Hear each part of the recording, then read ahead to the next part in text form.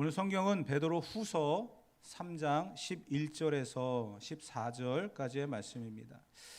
베드로 후서 3장 11절에서 14절 다 같이 한 목소리로 읽겠습니다. 그런 부르짖으니 너희가 어떠한 사람이 되어야 마땅하냐? 거룩한 행실과 경건함으로 하나님의 날이 임하기를 바라보고 간절히 사모하라.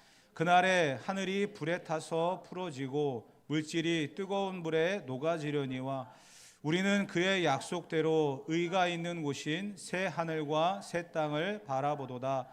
그러므로 사랑하는 자들아 너희가 이것을 바라보노니 주 앞에서도 점도 없고 흠도 없이 평강 가운데서 나타나기를 힘쓰라. 아멘. 우리가 이제 베드로후서를 이제 다음 시간 되면 마무리를 하게 되어집니다. 고민을 많이 했습니다. 다음 주 이제 평안의 날이기 때문에 다른 주제를 갖고 할까 하다가 이제 마지막 한 주이기 때문에 그냥 다음 주까지 마무리를 하고 다른 본문으로 나가야 되겠다 이렇게 생각을 하는데요. 베드로후서를 우리가 계속 보면서 참 지금 시대와 우리 교회가 어떻게 나가야 되는지에 대한 방향을 다시 한번 묵상해 보는 그런 시간을 가졌습니다. 신약 성경은 서신이 많습니다. 그러니까 편지가 많습니다. 그 중에 바울 서신이 굉장히 많은 부분을 차지하죠. 바울은 교회들마다 편지를 보냈습니다. 근데 그 서신을 읽어보면 그 교회만의 문제일 때가 있었어요. 그리고 개인에게 보낸 것도 있었어요. 그 개인의 문제일 때가 있었어요. 한 교회나 한 사람에게 집중하는 그러한 서신이 바울 서신의 어떤 그 하나의 모습이라고 한다면, 우리가 지금 보고 있는 베드로 후서 같은 경우는 공동서신 또 목회서신이라고 하는 그러한 타이틀을 갖고 있습니다. 이 예수님의 제자 중에 베드로, 야고보, 요한이라고 하는 이 세 사람이 쓴 책이 야고보서, 베드로 전후서, 또한 요한 1, 2, 3서 이런 식이거든요. 근데 이 내용들을 우리가 눈여겨본다고 한다면 모든 교회들이 공통적으로 문제가 있은 그런 부분들을 지적하고 있고요. 또 모든 사람들이 이 교회를 바라보면서 어떻게 행해야 되는지에 대한 방향을 제시하고 있다는 거예요. 그렇기 때문에 그 내용들을 몇 가지 보면 이렇습니다. 야고보서 같은 경우는 행함과 믿음에 대한 이야기를 하잖아요. 그러니까 교회는 두 마음을 품으면 안 된다라는 거예요. 행함과 믿음에 있어서 너희의 행함이 과연 누구를 위함이고 무엇을 위함인가? 믿음으로써 그 행함을 드러내야 된다. 다른 사람에게 인정받기 위한 행함은 안 된다. 두 마음도 안 된다. 교회를 향한 지적이에요. 베드로 전서 같은 경우는 어땠습니까? 베드로 전서 같은 경우는 우리가 고난을 받더라도 이상하게 여기지 말고 하나님을 사랑하는 마음으로 나그네와 그 삶을 살아가는 그런 모습들을 이야기하고 있잖아요. 그런데 이제 베드로후서를 우리가 이제 결론을 짓는 그런 시점에서 베드로후서의 내용은 어땠냐면, 어떻게 보면 교회가 세상을 향해서 어떻게 살아가야 되는지에 대한 이야기를 야고보서나 베드로 전서가 하고 있다고 한다면, 베드로후서 같은 경우는 교회 안에 들어와 있는, 어떻게 보면 교회가 세상을 향해 역할을 감당해야 되는데 그러지 못하는, 그것은 교회 안에 들어와 있는 또 다른 세력 때문에 주저앉고 있는, 그래서 일깨우고 있는 그런 교훈의 내용이다, 이렇게 말씀을 드릴 수가 있습니다. 베드로후서가 어떻게 보면 이 시대에 우리가 더 묵상을 해야 될 그런 본문이 아니었나라는 생각이 들어집니다. 왜냐하면 교회는 세상을 향해서 소리를 내야 되거든요. 사실 어떻게 보면 교회는 세상에 속해 있지만 그 세상을 이끌어가야 될 책임이 있습니다. 근데 어떻습니까? 교회가 이제 세상에 지적을 받고 있죠. 교회가 이렇다, 잘못하고 있다, 교회는 이런 모습을 갖고 있기 때문에 잘못한다라는 지적을 받고 있습니다. 그렇기 때문에 그 내용들이 교회 안에 들어와 있고, 심지어는 우리가 베드로후서를 묵상하면서 등장하고 있었던 거짓 교사들, 주의 재림은 없다, 그리고 이 땅에서 살아가는 모든 것들이 전부다, 그렇기 때문에 잘 되는 것이 복이다 라고 이야기하는 이 거짓 교사들, 세상적인 그런 내용들이 교회 안에 들어와서 교회를 어지럽히고 있는 그때에 베드로는 아니다, 아니다 이렇게 이야기했잖아요. 그렇기 때문에 어떻게 보면 이 시대에 가장 우리가 묵상을 해야 될 본문이 베드로후서가 아니었나 이렇게 생각을 해보는 거죠. 우리 교회도 마찬가지입니다. 세상을 향해서 싸우라라는 게 아니거든요. 세상 속에 있으면서 교회가 해야 될 것은 평화입니다. 교회는 진정한 평화를 외쳐야 되고요. 그리고 그 가운데서 교회는 복음을 전할 수 있어야 됩니다. 싸우는 게 아니에요. 다투는 게 아니에요. 교회는 특별하다, 그래서 다르다라고 이야기해서도 안 되는 거예요. 교회는 세상 속에 있습니다. 너희는 세상의 소금이니, 너희는 세상의 빛이니. 주님 그렇게 말씀하셨거든요. 다른 게 아니에요. 그 가운데 있어요. 그렇다 보니까 세상을 향해 소리를 내고 평화를 외쳐야 될 교회가 그 역할을 감당하지 못하니까 세상이 교회를 향해서 외치기 시작했고요. 세상의 이론과 그 모든 것들이 교회 안에 들어와서 교회가 교회다움을 잃어버리는 그러한 현 시대를 우리가 살아가고 있다는 것입니다. 그래서 베드로후서가 그만큼 중요한 역할을 했다는 것이죠. 본질이 사라지고 예배도 예배다움을 잃어버려서 진정한 예배의 핵심은 빠진 채 그냥 참석하는 데만 의의를 갖고 누군가에게 보이기 위한 그런 모습으로 전락해버린 그런 것들을 우리가 지적을 할 수 있어야 되고요. 하나님 앞에서 계속해서 제가 강조하는 거지만 한 사람, 하나님이 지금 나를 보고 계시다고 한다면 과연 나는 어떠한 모습으로 하나님 앞에 인정을 받을 것인가? 하나님은 나를 어떻게 보실 것인가? 그것을 우리가 집중하면서 이 시간에 예배를 드릴 수 있어야 된다는 거예요. 제가 평안교회 처음 왔을 때 예배에 대한 이야기를 굉장히 많이 강조했었죠. 아마 기억하실 겁니다. 굉장히 귀에 못이 박히도록 이야기했기 때문에. 그때 얘기했던 것 중에서 여러분들이 상처를 많이 받았던 것 중에 하나가 있었어요. 예배 시간에 졸지 말아라. 졸음이 오고들랑 어떻게 하라고요? 기억하시네요. 너무나 제가 아예 귀에 못이 박히도록 얘기했기 때문에. 그래서 교회 바닥은 뭐가 흘러야 된다고요? 피가 흘러야 된다고. 졸리면 찔러라. 졸음을 쫓아내야 된다는 거예요. 교회 바닥은 피가 흘러야 된다. 예수님의 보혈의 피가 아니라 내 피가 흘러야 된다고. 그만큼 예배에 집중해야 된다고 말씀을 드렸잖아요. 우리가 세상의 마음을 빼앗기고 세상 속에 살아가지만 교회는 세상과 더불어 살아가지만 그 가운데서 복음을 이야기할 수 있어야 되고요. 예수 그리스도를 말할 수 있어야 된다는 거예요. 그렇기 때문에 달라서는 안 된다는 거예요. 그들 가운데 동화되어져서 그들과 똑같이 그렇게 살아가지만 그 가운데서 우리는 그리스도인이라는 사실에 그 정체성을 잃어버리면 안 되는 거고요. 우리의 입술, 우리의 생각과 우리의 마음속에서는 언제나 예수 그리스도의 십자가 복음으로 가득해야 된다는 사실입니다. 그게 교회가 살아 움직이는 이유 아니겠습니까? 왜 베드로가 초대교회를 향하여서 거짓 교사들에 대한 교훈을 주의하라 그렇게 얘기했을까요?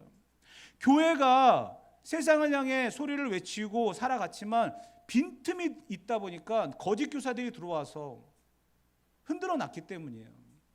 지금도 교회는 그렇게 되어버렸습니다. 자꾸 코로나 얘기를 해서 죄송합니다만은 코로나 3년 동안에 교회가 완전히 바뀌어 버렸어요. 교회들이 정말 어려워지고요. 다시 복음을 이야기하는 그런 교회들이 굉장히 많아졌습니다. 복음을 이야기할 수밖에 없는 게 왜냐하면 잃어버린 게 너무나 많기 때문에 그래요. 사람도 잃어버렸지만 예배도 잃어버렸고 믿음도 잃어버렸고 하나님도 잃어버린 그런 시대를 우리가 살아가고 있습니다. 모든 게 다 합리화됐고 모든 게 다 정당화돼 버렸어요. 그렇기 때문에 베드로후서를 묵상했던 이 시간들은 굉장히 우리에게 소중한 시간이었을 것입니다. 다시 말씀드립니다. 거짓 교사들의 가르침이 교회 안에 들어오지 않도록 우리는 철저하게 말씀으로 믿음으로 훈련되어지는 삶을 살아가야 될 것입니다. 베드로후서에서 이야기했던 거짓 교사들의 모습들이 어땠습니까? 그들은 자기들을 죄에서 사신 주를 부인했고요. 스스로 멸망에 빠지는 자들이었습니다. 진리를 따르는 게 아니라 자기의 정욕과 호색과 그리고 이성 없는 짐승같이 살아가는 그런 사람들이었고요. 물이 없는 샘물과 같았고요. 광풍에 밀려가는 안개와 같았고요.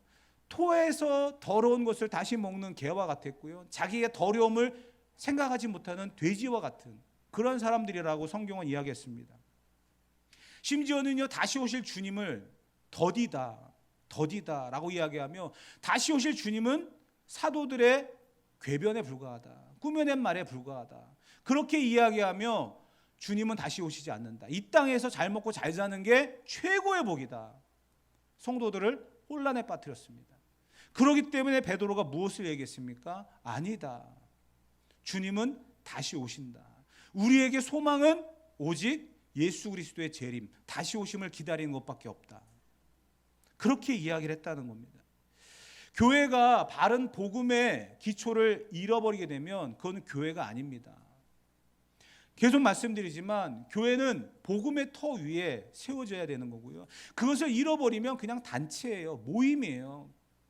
그것이 중심이 되어야만 교회는 이 시대를 온전하게 살아갈 수가 있는 것입니다.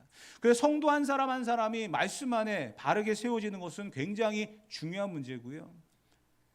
저와 여러분들이 이 말씀 앞에, 복음 앞에 나 자신을 돌아볼 수 있는 그런 지혜가 있어야 한다는 것입니다. 그래서 성도는 더 바빠야 된다라고 말씀을 드렸잖아요. 이 세상을 힘있게 살아가야 돼요. 더 열심히 살아가야 돼요. 더 부지런히 살아가야 됩니다. 남들보다 더 바쁘게 살아가야 됩니다. 그러기 때문에 어려운 거예요. 그러기 때문에 힘든 거예요. 하지만 그 가운데에 하나님께서 우리를 붙들어 주시고 은혜 가운데 인도하시는 그러한 역사들이 있을 줄 믿습니다. 베드로후서의 그 내용 중에서 오늘 본문과 더불어서 이야기할 그런 내용들을 본다면 이런 거거든요. 주의 재림의 날을 우리가 바라보고 기다리는 그러한 사람으로서 어떠한 사람이 되어야 마땅하냐. 본문이 우리에게 그렇게 이야기를 했거든요.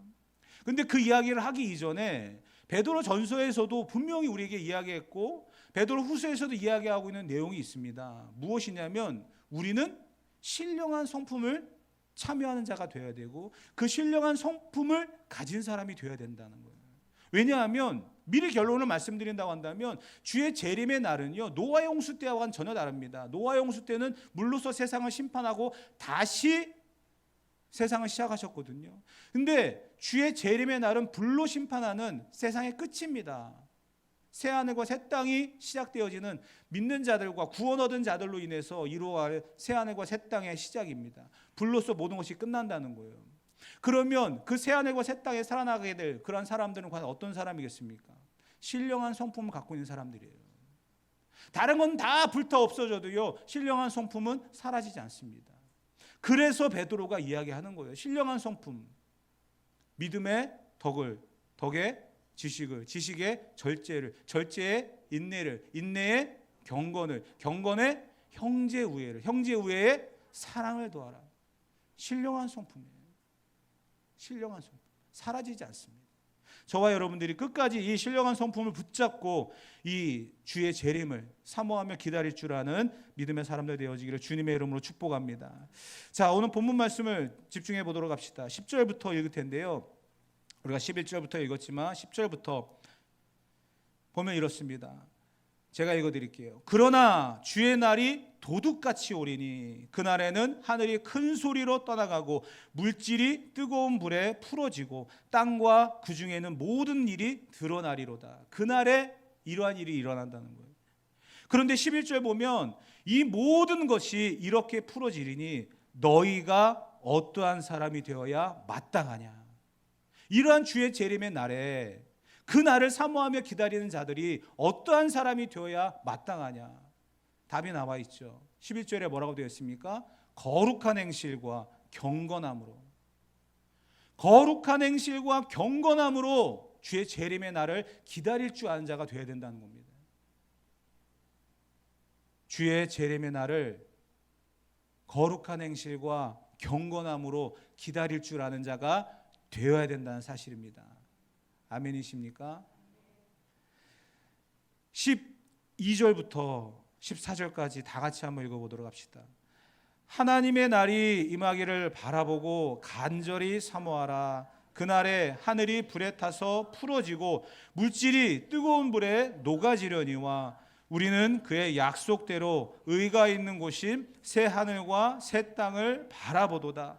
그러므로 사랑하는 자들아 너희가 이것을 바라보노니 주 앞에서 점도 없고 흠도 없이 평강 가운데서 나타나기를 힘쓰라. 아멘. 어떠한 사람이 되어야 마땅하냐? 거룩한 행실과 경건함으로 하나님의 날이 임하기를 바라보고 간절히 사모하라. 이러한 사람이 되어야 된다는 거예요. 어떠한 사람이 되어야 마땅하냐? 마땅하다라고 하는 말은 그렇게 되어야 하고 그럴 수밖에 없으므로 다른 길이 없다라는 뜻이에요. 즉 우리가 거룩한 행실과 경건함으로 주의 날이 임하기를 간절히 사모하는 삶이 정답이라는 거예요. 그것밖에 없다는 거예요. 어떠한 사람이 되어야 마땅하냐? 우리는 주의 재림을 사모하고 기다리는 그러한 소망과 믿음의 사람이 되어야 된다는 겁니다. 무엇을 가지고요? 거룩한 행실과 경건함으로. 우리의 행실이 과연 거룩합니까? 우리의 삶은 경건합니까? 주야로 하나님의 말씀을 묵상하며 살아가고 계십니까? 그 말씀이 내 발의 등이요 내 길의 빛입니까? 그 말씀을 나의 모든 것으로 삼고 살아가고 계십니까? 우리의 삶을 점검해보고 돌아볼 수 있는 그런 시간이 되어지길 바랍니다. 거룩한 행실과 경건함으로 그날이 임하기를 바라보고 사모하는 자, 그게 우리의 삶의 모습이 되어야 된다라고 베드로는 우리에게 이야기하고 있는 것입니다. 이 가르침을 우리가 잊으면 안 된다는 거예요. 다시 말씀드리지만 주의 재림의 날은 불로써 모든 것을 심판하시는 끝입니다. 그때에 남는 것은 신령한 성품밖에 없고요. 그날을 준비하고 사모하는 사람에게 그날은 하나님의 의가 이루어지는 축복의 현장이 될 것입니다. 사람은요, 무엇을 바라보고 살아가느냐에 따라서 삶의 질과 방향이 전혀 달라집니다. 우리가 이제 6월 평안의 날을 또 기다리고 있고요. 이제 7월 되면 또 여름 행사들을 또 진행해야 되고, 또 7, 8월 달 되면 여러분들 휴가도 생각하고 있고, 나름대로 뭔가 기대감, 어떤 약속이나 그런 계획들을 많이 세우고 계시잖아요. 나름대로 어떤 소망이 있으시고 또 계획들이 있으신 거잖아요. 근데 그런 소망도 없는 사람이 있더라고요. 어제도 이제 그 필리핀의 권현희 선교사랑 통화를 했습니다. 그분은 한국말을 할 수 있는 사람이 저밖에 없나 봐요. 전화를 하면 기본이 1시간이에요. 1시간을 들어줘야 돼요. 내가 어제 그랬어요. 너는 어떻게 1시간 동안 떠들 수 있는 사람이 나밖에 없냐 그랬더니 미안해, 그래도 들어줘. 할 사람이 여기밖에 없어. 근데 그 이야기를 하면서 이제 특별한 얘기도 없어요. 이제 여름 사역이 어떻고 하여튼 별의별 이야기를 다 듣습니다. 그러다가 이제 휴가도 가야지. 그래서 글쎄 이제 휴가 가야지. 언제 가는데 글쎄 아직 계획이 없어. 그랬더니 하는 이야기가 좋겠다. 자기는 휴가를 가본 적이 없으니까. 만약에 휴가 간다면 어디로 갈래? 물어봤어요. 그랬더니 시원한 데 가고 싶대요. 시원한 데. 왜냐하면 필리핀은 1년 365일이 덥습니다. 많이 덥든지 조금 덥든지 그래요. 덥기만 한 나라에서 지금 몇십 년을 사역을 하고 있어요. 그러다 보니까 휴가라고 하는 개념도 없고 그래서 놀렸죠. 추운데 시원한 데 가면 아마 얼어 죽을 텐데. 왜냐하면 20년 가까이 필리핀에서만 생활했기 때문에 이 체질이 더운 체질이 돼버렸어요.